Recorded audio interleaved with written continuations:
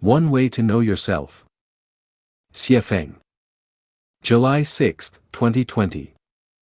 It is fairly easy to understand others, but more difficult to know ourselves. However, when we do not understand ourselves correctly, our lives will be lost, stepped over, and frustrated everywhere. Recently, through my work, I found a method to learn about myself, and you are invited to try it as well. To know ourselves, we must first establish a reference point and compare ourselves to it, then we can better understand ourselves. Over the past 3 years, I have operated a small hotel in BC, Canada. The nature of the hotel is a B&B which provides housing and breakfasts. Over my last 3 years of experience, I have discovered the phenomenon that the worse one's financial condition is, the less their education, self-cultivation, and self-restraint will be. For example, they will leave their rooms dirtier and messier with debris all over the carpets, throw snow-white face towels on the floors randomly after usage, leave the face towels especially dirty by wiping their feet with them. The toilets were left unflushed and smelly, they did not use the quilt covers. But the quilts directly, which made the cleaning much more difficult. They left food on their plates after finishing their meals, they argued with and did not greet each other, they rarely communicated, and spilled their drinks on their beds which stained the quilts and sheets. My 3 sets of large, medium, and small towels, sheets, and quilts are pure white, so once soiled, it becomes next to impossible to restore their original appearances.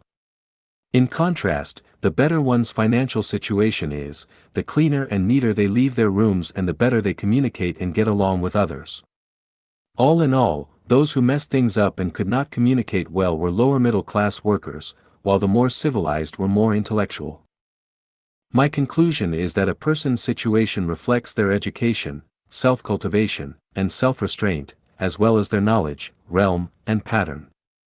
Do you want to understand and know yourself? Then look at your current situation because it represents you. If you are very poor, have few close friends and confidants, have trouble getting help from others, and your life is rough and difficult, then there must be something wrong with you, and it is not because society is unfair or others are short on love.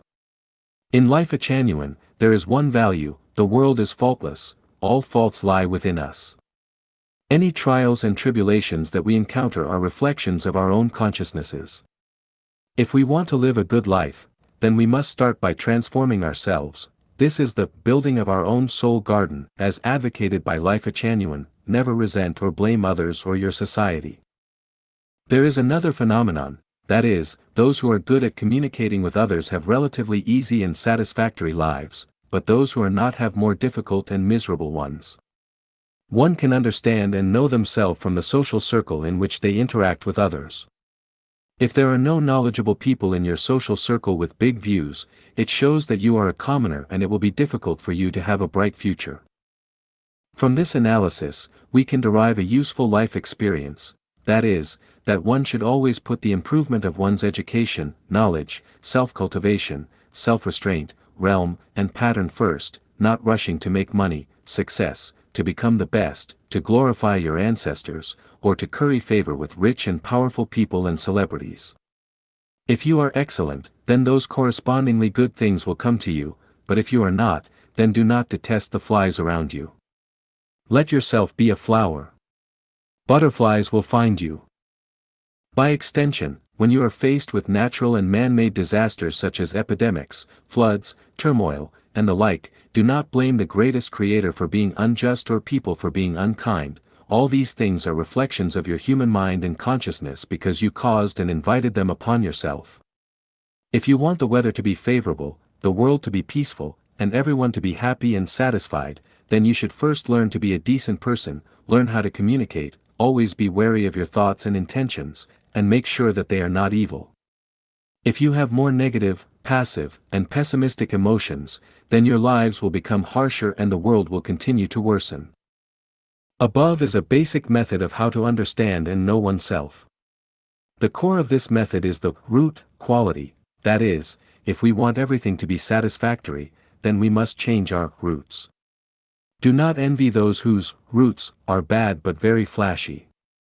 If one's position cannot match their virtue, then disasters will befall them.